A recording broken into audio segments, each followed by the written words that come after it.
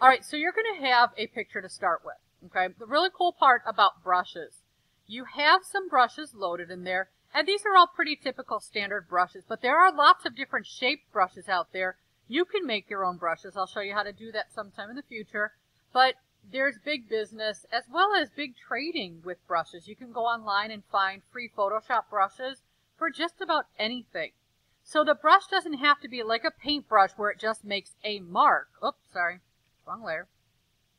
A paintbrush where it just makes a mark, it can actually have a shape to it. And I'm going to show you when you go to your brushes, what you're going to do is you're going to go to this little drop down arrow up on the top.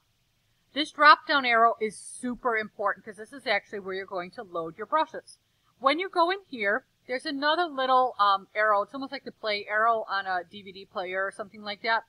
You're going to go ahead and press that, and you're going to go down to something called load brushes. And that's where you're going to get your brushes. Okay? I'm going to show you where we have ours. I'm hoping that everything will work out fine. This is very much like your file open screen, the usual screens that you guys are utilizing in here. But in this case, we're going to go back to our, let's see, we're going to go to this PC, and you're going to find the public drive, okay? And in the public drive, you are going to find a classes folder. We have not worked with that at all this semester. So in the classes folder, you're going to then go ahead and find my name. And with that, we find our brushes. Now, there are a variety of brushes.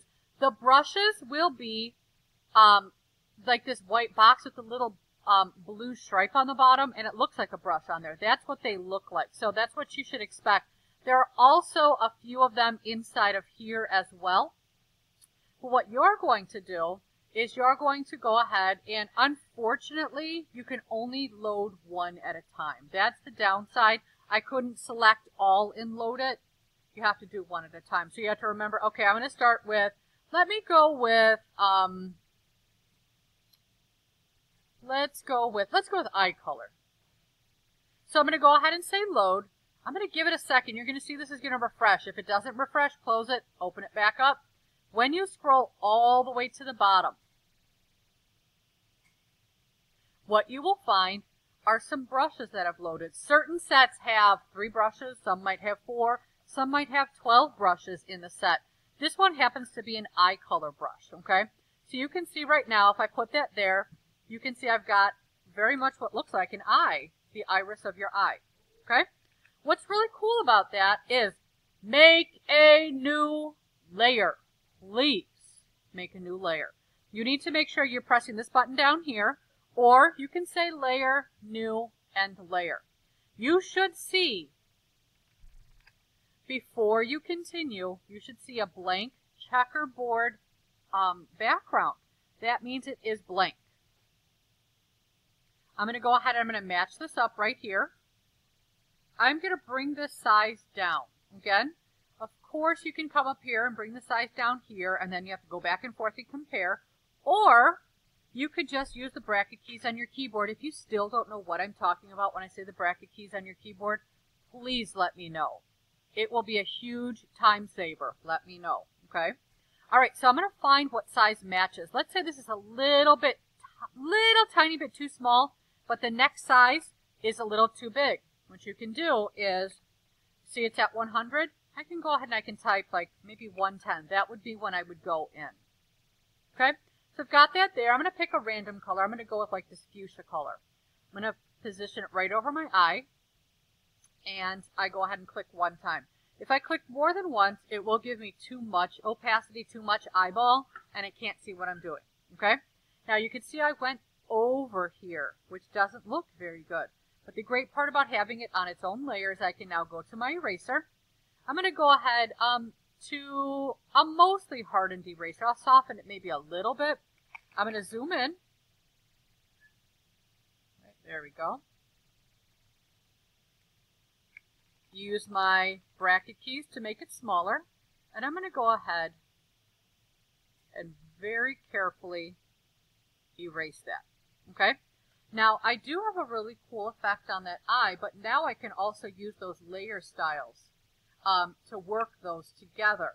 And it's now more, I think, more interesting than before with just a single spot on the eye, because you do have variety in there. So like that could be pretty cool, okay? I like that you like it, thank you. And then I would go over, of course, the other eye, when I go back to my brushes, should probably be the same size, okay? Unless you're really turning yourself, you're going to go ahead and do the same thing. You're going to go ahead back to that eraser, and then you're going to go ahead and do all that lovely work on there, okay? So that's where we are right now. I can also reduce the opacity if I wanted that same effect, but a little bit softer, okay? I'm going to leave it all the way up so it can really be seen right now. Now, eyelashes or any of the other sort of decorations you might decide to put on there, you're going to come into there. Again, you're going to go back and you're going to load a brush. So when I load that brush, I'm going to go for my eyes. I'm going to go into the Day of the Dead brushes. Nope, I lied. They should be here. Eyelashes. Here we go. Here's my eyelashes. This is where we get fancy. This is where we need one more window, one more menu for you guys to make sure that you're matching up the proper angle of your eyes. Okay? Your head could be tilted so that when you go over here and I find those eyelashes, I might pick out, you see, if you hover over it, this is the left eye. This is the right eye. That will automatically help you. Because if you put a right eyelash over the left eye, it's going to look kind of wonky. You're not going to be really happy with how the effect will be. And again, some of these are very realistic. Some of these are a little bit more fantasy-based. So, I'm going to go ahead and pick this one. I'm going to pick the right eye, actually. This is the right eye. You can see right now, if I put it up there, it would look like crazy eyebrows. I'm going to go ahead and put it on black. Make it smaller. Kind of match something up and actually randomly zoom in. Do not forget the importance of zooming in. Randomly, my angle is pretty dead on for this brush. However, you will probably not get that lucky.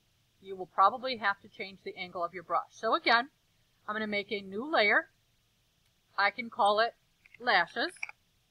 And then I'm going to go ahead up to my window and open up this one called brush.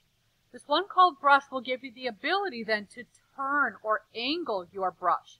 So if I hit brush, this is what comes up.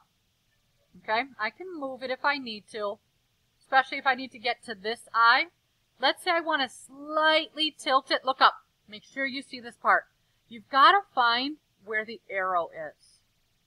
That arrow, if I slightly grab it and pull it downwards, like this is a -4 degrees, so just a little bit, I can match up that angle perhaps a little bit better. I can also type it in, and since, let's say I just want to go with a -2, right there. Pop it in there. I can also take that, and let's say my eye has become, here's a word for you, a little foreshortened, which means like when you angle or you look at it, it looks a little bit smaller because it's at an angle. I can also make that brush more narrow by grabbing these corners. See how that way you can actually change how narrow, and again, the angles. You could totally change the angles. I, again, was -2. I come over there. I make sure I'm on whatever color I need, on whatever layer I need, and then I'm going to go ahead and press it one time.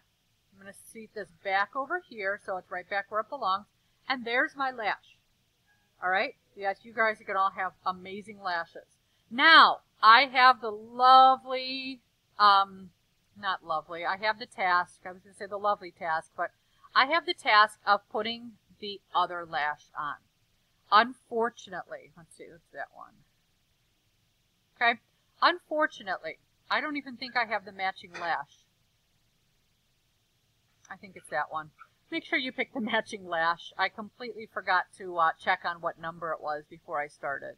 All right, so unfortunately, this side is covered up. That's not the matching lash, but we're going to pretend. All right, so that side is covered up. The great part about having it on its own layer is that I can still put the lashes on, and I can come over to my eraser just like I did with the eye. Right over on the edge, though, I think I'm going to soften that eraser so it's not a definite line. That's what's going to make it a little bit more believable. It's going to look like it's disappearing behind my hair. Okay? So right there, I have given myself like the ultimate lashes very easily. Okay? So some of you are like, okay, I have no interest in making bigger lashes. The eyes are pretty cool. There are other options in here. Again, go to load. I can come back into there, and I've got blood spatter. Okay, if you want a little blood spatter happening, go ahead and load up those blood spatter brushes. You're going to find that, let me see, maybe I'll put that one in. And I'm going to make that brush smaller. Again, I'm going to put this in. Make that brush smaller. What color's blood? Okay. I'm going to actually rotate that brush because I wanted it kind of spattered maybe that way on my face. Okay. I can come into a nice deep red. If you don't find the perfect color, like this is a little too garish, that's a little too like fake red, click on it, deepen the color a little bit, and then utilize that. And you can have some blood spatter on there. Again, I'm going to go ahead to a new layer. I'm going to put that on there, and then all of a sudden I realize something's going on. Oh, because I'm on my eraser, that's what happened. Sorry. Make sure you're on the correct brush. I have to make it smaller and turn it one more time. I'll just actually do it. You know how to do that. But you can put blood splatter on there, okay? I'm going to actually remove that because I'm not a big fan of that myself. Load brushes. I'm going to come in here. There are stitches. Some of you had a really cool, almost like a doll sort of look to your portrait. You can actually add some stitch lines, maybe across the corners of your mouth. Again, I would have to say black is probably the color of choice for these. But you can actually add that in. That could also be faded back. What's really cool about that one is that it actually gives the look of like fading into some real stitches. Okay, so that could then be faded back to my portrait by using any number of these overlays right here. So that one, obviously, it just disappears. Like, let's say you wanted it more subtle. That's an overlay. You want it darker. You want just one under your eye. It doesn't even have to go from your mouth. But you've got all of those options. I'm just going to go back to regular just for the heck of it. Okay. And load brushes. There are tiers, stitches, more stitches. I think these are the stitches that are a little bit more believable. Bullet holes. Eye brushes, I believe, if I'm not mistaken, those are more of things that you can actually add into your eye. Like if I wanted to do something where that eyeball was a little funkier, I could actually put that in the middle. Okay? That one is not the bullet hole. The bullet holes, if you really want to see them, be kind to those. I put those on there for those of you who don't really like the makeup brushes, but that is more like that right there. Okay. If I look at any more, again, I just want you guys trying some different things out from here.